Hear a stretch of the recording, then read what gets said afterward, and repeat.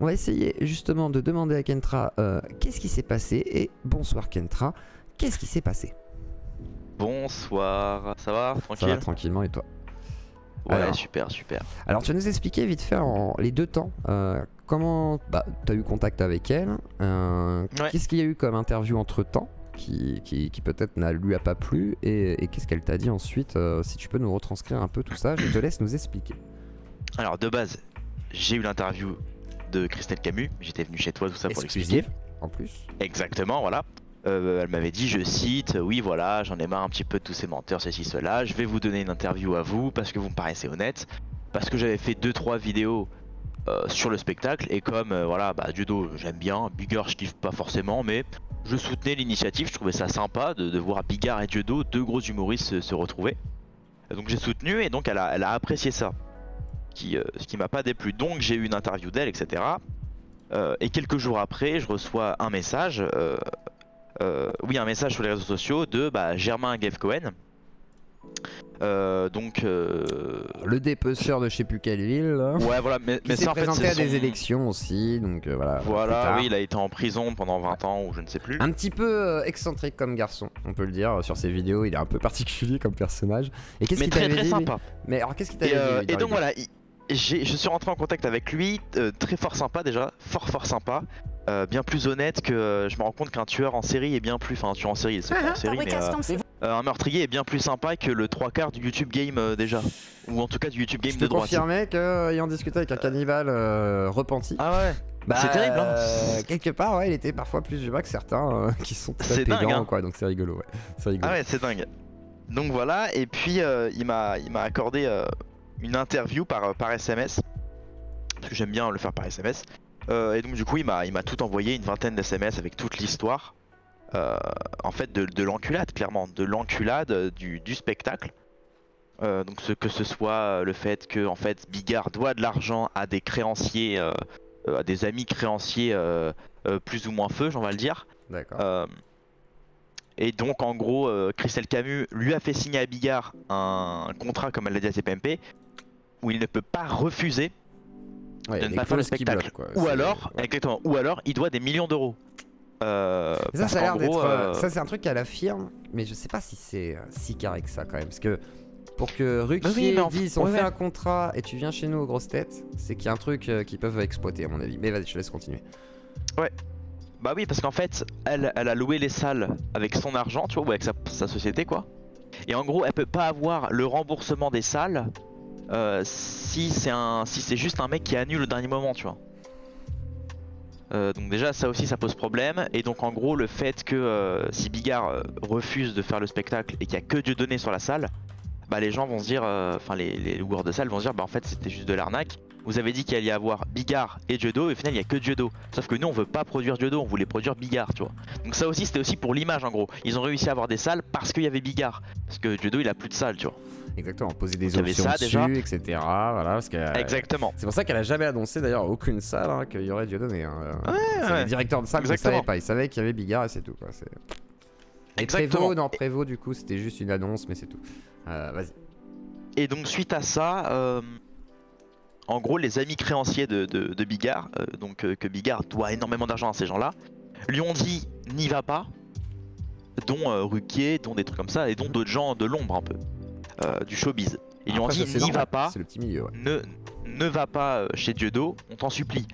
Mais lui il a dit les gars je ne peux pas, parce que j'ai un contrat avec Madame Camus que je ne peux pas franchir quoi, enfin je peux pas refuser de faire le spectacle, donc je suis piégé les mecs. Et ces amis là ont dit à Bigard ne t'inquiète pas, on te paye la dette que tu devras, parce que pour eux c'est une modique somme quoi, tu vois. Donc ils lui ont dit on te paiera la dette et en plus de ça tu ne nous dois plus rien, mais ne va pas avec Dieudonné. D'accord. Et donc du coup Bigard a dit en fait j'ai plus besoin. Donc c'est pour ça qu'en fait apparemment il dit qu'il n'y va pas sur les spectacles et tout, parce qu'en fait il sait que lui il aura rien à payer, tu vois. Et en plus il aura plus de ses frais quoi, ils vont courir ses frais pour éviter de le foutre dans la sauce. Exactement. Ils veulent le sauver quoi, ils veulent sauver Bigard pour éviter qu'il se mette dans la sauce avec Dieudonné.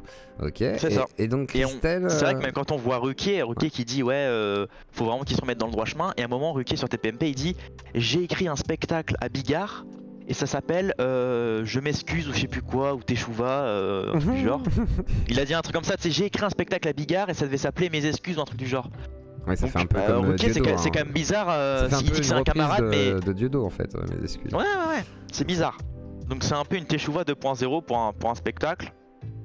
Donc voilà, et donc suite à cette vidéo là et ces révélations que normalement je ne devais pas vraiment dévoiler, parce que Germain m'avait dit bon tu fais ce que tu veux, tu dévoiles les SMS que tu veux, et il m'avait dit de m'arrêter un certain nombre d'SMS, les SMS qui disent juste qu'il avait des dettes et qu'il avait globalement qu'il y avait une enculade, mais je vais pas tout dire. D'accord. Je lui ai demandé si je pouvais tout dire, il m'a dit vas-y 4 okay. Exactement, et donc en fait j'ai tout donné, et donc effectivement ça n'a pas plu à Madame Camus qui suite à la vidéo le lendemain m'a tout de suite envoyé un message vocal par Instagram.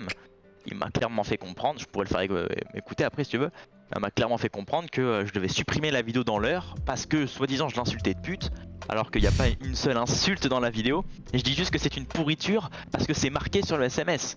Et après, juste après, 2 secondes après, je dis ces mots ne sortent pas de ma bouche, ce sont les SMS.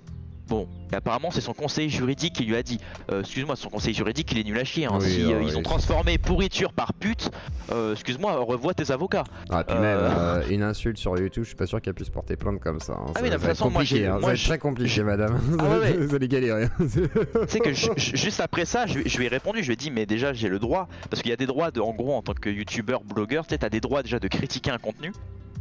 Et même t'as le droit de faire une critique de quelque chose, tu vois. T'as le droit à plein de choses, hein, voilà, je lui ai sorti quelques lois, tout ça, et puis tout de suite elle a changé, elle a dit ah non mais vous m'avez pas insulté, c'était plus de l'incitation à la haine, maintenant je reçois des propos de haine de vos abonnés. Tu vois, elle a changé de discours. Faut qu'elle le prouve aussi. Ah mais c'était trop marrant, tu vois. Surtout qu'elle a payé des bots pour faire commenter ses vidéos, donc à un moment donné j'aimerais bien voir tes fans aller chez elle, enfin ça m'étonne beaucoup. Mais ouais. Et donc je suis sur la conversation. Ouais, puis elle m'a dit voilà, votre vidéo provoque de l'incitation à la haine, je reçois de vos internautes, vous diffusez une vidéo qui dirait sans preuve en plus que je crée une escroquerie, je reçois des menaces, des insultes, votre vidéo est considérée comme une incitation à la haine. De plus, un type qui se dit ami de Dieudo cherche à le descendre par des propos qu'il invente, bah là elle parle de Germain, tu vois. Et puis même elle m'a dit oui, c'est faux, ce mec là n'a jamais été en contact avec Dieudo. J'ai fait non mais attendez, vous allez sur Quenelle Plus. Et il te suit en plus sur Twitter, non, maintenant? Il y a pas un truc comme ça? Dieudo, ouais. Mais en fait sur le site de Dieudonné, donc Quenelle Plus, il y a marqué un onglet qui s'appelle Confession d'un tueur. Et en fait il a interviewé Germain Cohen suite à toute son histoire. Et il y a même, et moi Germain m'a envoyé des vidéos de lui avec Dieudo, tout ça, tu vois. Donc excuse-moi, si, il le connaît. C'est sûr et certain, hein. Je confirme aussi que l'interview existe, et c'est justement ce que reprochaient certains en disant ouais maintenant il fréquente des tueurs en série et tout, qu'on en est là. Mais en fait je pense que STEC elle va être lâchée par Dieudo aussi, parce que Dieudo avait fait un message en mode la productrice elle a un peu rentre dedans, un peu bizarre et tout, et effectivement hein, moi je suis gentil, je veux pas emmerder Dieudo, donc on va passer à un autre artiste, j'aimerais bien avoir Prévost, je sais pas qui et tout, et elle insiste encore sur Bigard, donc elle veut son pognon et elle va rien lâcher, et surtout elle a bien dit dans l'émission aussi chez TPMP que si Dieudo ne fait pas le spectacle aussi il doit avoir de l'argent, donc sous-entendu hein, tu me lâches pas sinon moi aussi je vais te faire chier quoi. Donc ça peut se retourner, et je pense que l'évolution de l'affaire va être marrante. Et alors du coup tu as donc le message vocal, est-ce que tu veux le faire écouter ou pas alors du coup? Oui bah vas-y, je vais le faire écouter. Est-ce que j'ai le droit juridiquement? Bon, je pense qu'en vrai, il n'y a rien d'interdit à ce niveau-là. On a expliqué ce qu'il y avait dedans. Au pire des cas, ça fera un procès. Voilà, et au pire, ça fera un procès, ça me fera connaître. Voilà, exactement. Et moi, je rejoindrai je viendrai témoigner s'il le faut. Car je connais bien l'affaire. Et que j'ai des messages d'elle. Donc voilà. Alors, je te laisse nous diffuser ça. Dieudonné est certainement plus malin qu'elle, je pense aussi, largement. Alors, mon micro est un peu pourri, je sais pas si vous entendrez bien, mais bon, je fais de mon mieux. C'est un message privé, mais c'est pas grave. Ne vous inquiétez pas, vraiment j'ai demandé... Bonjour Kentra, je me permets de vous contacter parce que on vient de me signaler, donc c'est mon service juridique qui m'informe que vous auriez fait une vidéo en me traitant de pute ou quoi que ce soit. Donc il me dit de vous contacter, donc ils ont fait constater par huissier l'enregistrement donc de votre vidéo YouTube concernant je crois le dépeceur de je sais pas d'où. Et vu que vous m'insultez, il me dit de rappeler que c'est 30 000 € d'amende, 3 ou ou 2 ans de sursis en plus, enfin j'en sais trop rien, plus des dommages et intérêts, parce que la vidéo est publiée donc sur les réseaux. Donc vous avez même pas 1 heure pour me retirer cette vidéo immédiatement. Autrement, bien entendu, vu le constat d'huissier qu'on a, nous irons porter plainte pour injure publique. Hein. Voilà, donc je veux bien être sympa, donner des interviews, mais après pour qu'on me traite de pute, de connasse ou quoi, des insultes sur vos vidéos, non. Voilà. Donc j'espère que vous avez de l'argent de côté, parce que quand je fais voilà, son message s'est coupé. En plus, c'est même pas que les messages sont limités à 60 secondes. Donc à la fin, j'espère que vous avez de l'argent de côté. Ça m'a fait doucement rire parce que déjà il y a rien à me prendre. 1 heure, tout ce qu'elle pourra me prendre, c'est mes t-shirts Quenelle. Donc voilà, c'est tout ce que tu pourras me prendre, Christelle. Je sais pas si tu vois, tu pourras juste me prendre mon t-shirt Poutine vite, c'est tout. Ah, et puis on va dire puis on va dire la vérité, tu n'auras rien, Christelle, j'ai pas de sous de côté, j'ai pas de bien. Christelle, on va dire la vérité, c'est que si jamais même pas prendre ma voiture. Attends, et puis juste Christelle, si t'étais au courant, c'est que normalement t'as pas le droit de mettre un coup de pression comme ça. Dans ce cas, c'est la justice qui s'en occupe, c'est pas toi.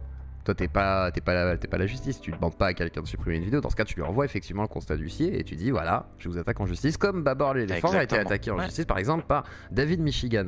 Mais sur des choses qui sont différentes, par exemple le fait de dire qu'on détruit un peu son business, etc. Toi t'es en train de dire ouais, retire la vidéo parce que tu m'as insulté de pute. Mais Christelle, il va falloir recontextualiser les choses et effectivement demande à ton avocat et à ton huissier de nous contacter, c'est intéressant, on veut en savoir plus. Et dans ce cas-là, on ira en parler effectivement un peu plus, ce sera intéressant. Mais d'accord, donc ça, et après donc elle te récupère. Et elle m'a bloqué sur Twitter d'ailleurs, parce qu'hier elle est passée à TPMP et du coup il y avait un sondage à la fin de TPMP, tu sais, sur Twitter, et ils ont mis est-ce que vous croyez la productrice de Bigard, et il y avait genre 55% de non. Du coup j'ai fait un tweet, j'ai fait ça y est Christelle, t'as perdu, le peuple ne te croit pas, tu as perdu. Et donc ouais, voilà.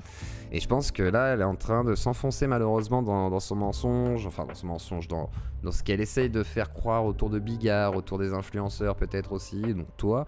Et le coup de pression de dire t'as 1 heure pour supprimer la vidéo, sinon nanani nanania, et puis après est-ce que t'as de l'argent, parce que si t'as pas d'argent, bah tu vas payer cher, je sais pas quoi, ça c'est pareil. Hein. L'huissier va être très content de constater tout ça, Christelle, je pense. Ah ouais. C'est très bien, c'est très bien. Intéressant.